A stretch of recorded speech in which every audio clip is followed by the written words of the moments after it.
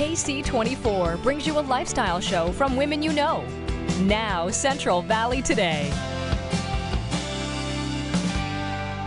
We all want to keep our kids safe in their car seats, but unfortunately, many parents don't have their child seats installed properly. Did you know that the California Highway Patrol has specially trained child safety seat technicians to help? And it's all for free. Here now is CHP Officer Justin Foraker with the correct way to carry children in our cars. Justin, great to see you. Great to see you as well. This is such a good topic. I think every parent that I know always talks about the car seat. It is a topic that regardless if we're at a car seat event or not, if we're just out in the community, out in the public, it is something that we get asked almost every day. I believe it. You know, it's just one of those things. It's like, well, is my kid supposed to be forward or backward or high seat, low seat? Like, there's just a lot of questions, and you know, there are little people, and we want to make sure we want to make them safe. Yeah. We love our little ones, yeah. And we're glad you're here with some answers because we have so many questions. Let's start with the law because I feel like people misunderstand it or maybe it changes. Give us the facts. What is the California law as of right now? So right now, the California law states that all children under 8 years old should be riding in some sort of seat, okay? There's a few stipulations that also, you know, if they're over 4'9", okay, they can be in a different kind of seat. And then there's weight variations, there's a few different things that happen, right? So typically we want to keep a child rear facing as long as possible, right? So typically that's 40 pounds or 40 inches, okay? There are some car seats, you got to take a look at them. They all have their own specs on them, right? That maybe you can keep a child in there until they're 50 pounds. But then once they outgrow that seat, it's time to get a new one, flip them around, put them in a seat that has a 5-point internal harness on there, again to keep them safe. And as they continue to grow, you continually change the seat to fit them until they're old enough to sit in the seat by themselves. Gotcha. And normally, like we said, every child's different. When you can sit by yourself is around 13, would you say? Yeah, so that's a general guideline. You know, 13 is when you can sit up in the front. Okay. Okay. But if you're over 8 years old or over 4'9", you can sit in the back seat. Typically, you're tall enough now to where the shoulder strap isn't going to cut into your neck, and they don't want to put it behind their head and all that sort of stuff. So they fit in the seat properly. So that's typically when they can ride in the back by themselves. But under 8, you're most likely going to be sitting rear facing in the back? Nope, that would be under...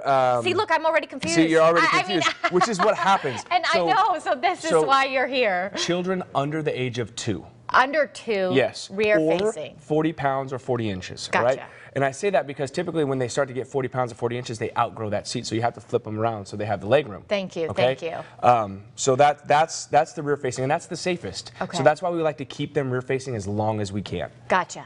Thank you for that clarification. Like I said, so many facts, so many questions. Talk about the car seats in general. When you go to the store, are there certain labels that say this is CHP approved, or what's kind of the guidelines? So there's none that are going to say, you know, approved by the Highway Patrol. We do have, like you said in the beginning of the segment, that we have specially trained car seat technicians, right? So we go through a week-long course. We do a whole event where we do car seat checks, and we have to do so many per year and all that. So there's not, when you go to the store, it's not so much the stamp on the seat. It's more of what size is your child, and what seat best fits them at the moment, right? So, you know, and the other thing is, you know, it's expensive. Yeah. So some families are kind of like, oh, they try and hold on for as long as they can, which I completely understand. However, when it gets to the point where your kids' feet are all, your legs are all bunched up, you know, it's time to... They look a little smushed. Right, it's time to step up and get them that properly fitting car seat. And of course, let's say if you make a mistake, just head over to one of your car safety checks, or where else can they go to